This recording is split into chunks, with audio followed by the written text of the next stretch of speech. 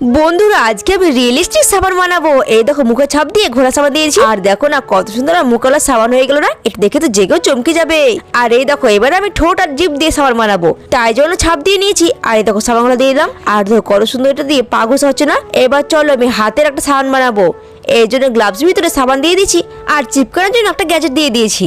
আর এই দেখো কত সুন্দর চিপকে দিলাম, এটা দিতে হবে বেশি সুন্দর লাগছে। এরপর দেখো আমি সবচেয়ে অদ্ভুত সাবান বানাবো।